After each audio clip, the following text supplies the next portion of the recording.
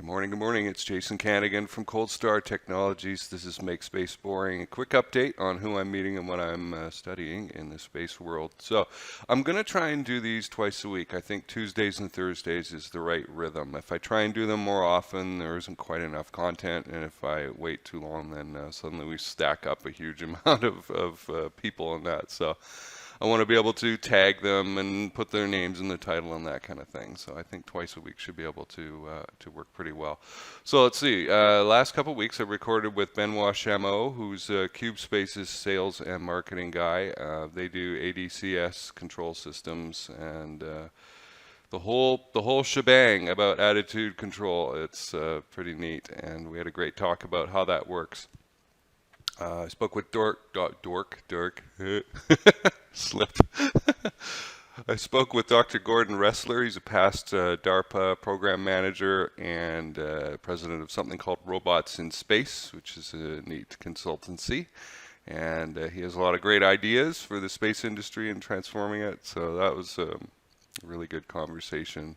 I look forward to seeing the impact that he makes, and he's pretty well known and travels around a lot, so I think those ideas about robots in space are going to get out there. Yesterday I recorded with Dr. Simone Paternostro. He's Italian, surprise, who moved to the Netherlands though, but he's a member of something called the Austrian Space Forum, and they gave him the opportunity to be an analog astronaut, which was a new thing for me. So we explored what that is and the process for getting into an analog astronaut program and what they do and the research that comes out of that. And he ended up being an ISS payload manager for the European Space Agency, so we talked a little bit about that. Now, obviously that position will end sometime, so I had to dig into, because I'm interested in people, what the future may hold for him. So who has booked to be on? We've got last couple of weeks, Dr. Jeanette Quinlan of Akash Systems. This is something about like a diamond nitride coating or something that's going to help, or is helping with thermal transfers. It's going to help save the world and fix the internet for everyone. I don't understand how it works yet. I've read a couple articles and watched a video on it, but it's still something that's new to me. I am not a chemist or anything like that, so but she'll be on and set us straight about it. They are a funded company though, so expect real change coming out of that department. Let's see, Chris Stott, Chairman and CEO of ManSat, is going to be on. And I got to read this one out because this is a mouthful. Okay, so Erin Miller, the Vice President of Operations for Space ISAC, which is the Info Sharing and Analysis Center at the National Cybersecurity Center, is going to be on.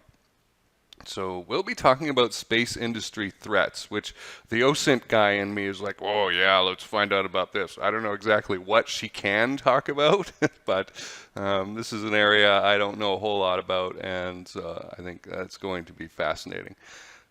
So that's about it. If you missed the interview that Dr. Rick Fleeter, who is now our technical engineering advisor, if you didn't know, here at Cold Star, did with Dr. Pete Worden. And Pete is a former NASA Ames Research Center director. They met up at the Space Horizons 2020 conference that happened a couple weeks ago now. Pete, while being a former NASA guy, is not locked into the NASA political correctness and is free to speak his mind, and he's 70 years old and he doesn't give a damn about political toe stepping, and so he says what he feels like saying, and I really enjoyed this interview. If you missed that, I'm going to link to it. This stuff will all be linked into in the comments below.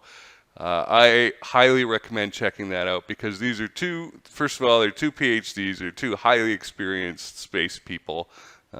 Rick has launched many small sats. He was doing this stuff in the 70s, and I did an interview with him. One of the early ones in season 2, and Pete, obviously, again, tons and tons of experience. I think he was a former Air Force general, and ended up getting to work with NASA like this and lead a research center. And so they have a lot of perspective. And for us young guys, and yeah, okay, I'm not a spring chicken, but I ain't that old either. It is really interesting to hear their perspectives because they have seen a couple cycles, right? And there's been some boom and bust cycles in the space field where 100,000 people get laid off, and they are cognizant of the fact that this sort of thing could happen again. So. I'm going to wrap up there. That's not too depressing. Go listen to that interview though, and see. It doesn't have to turn out in a bad way, right? But let's take the caution from them. Remember, we're on a mission here to make space boring. That means to normalize it, to get user adoption, to get people going to space jobs and using space-made products and services like they do terrestrial stuff today, right? Like public transit or terrestrial Wi-Fi. You may think there is a lot of noise about commercial operators in the space industry today. It's not that big. The big customers are still DoD and NASA over here in America anyway. I can't speak for everywhere else in the world, but that's where the great chunk, 70, 80, maybe even more percent of spending, investment, purchasing is going on in the space field. Commercial is not as big as it needs to be yet.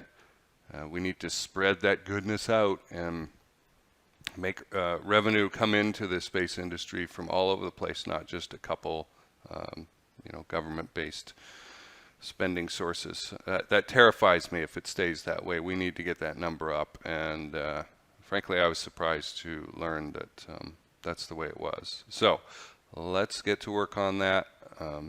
More money flowing in the space field to private industry.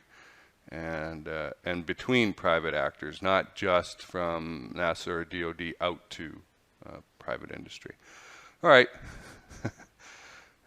Happy Tuesday. This is Jason Kanigan from Cold Start Tech. Listen, if you run a space company and you're interested in operating it in the best way possible to get from A to B with the fewest number of hassles to grow quickly, we are the processes and systems masters here. Okay, I'm not going to tell you how to engineer a satellite, but I will work with you, and the team will work with you on how to go through the process of doing that engineering, because there's a lot of things in the project management side. I know Dr. Rick Fleeter talks about this like it's the dark matter of a project universe, right? You can't see it, but it's 80% of everything there, he likes to say. So I'm going to do some videos with him explaining this stuff, because it's easy to think, well, I can see this, I can engineer this, but all the project management stuff is invisible. Who your sponsor is and your relationship with them. Little things like how do they like to be communicated with and get updates. Right? How do you get your stuff read? Scheduling, the timelines. We all know if the launch date moves up and you've had component sourcing and integration problems, you're not going to get to test. That schedule just got scrunched on the back end, and unfortunately, to ensure that these components are compatible with each other, you need a lot of testing, despite them being off the shelf. Any guy can just plug a couple things together. There's a little more to it than that. So if you want some expertise on that end of things to help you run things smoothly, and make sure that you get to keep the funding that you got and get more next time, right? There are utterly good selfish interests here. Come talk to us at coldstartech.com. You can book an appointment from just about any page on that site to talk with us. Tell us about your situation, and we'll see, whether it's a fit or not. All right, I will talk to you in a couple of days.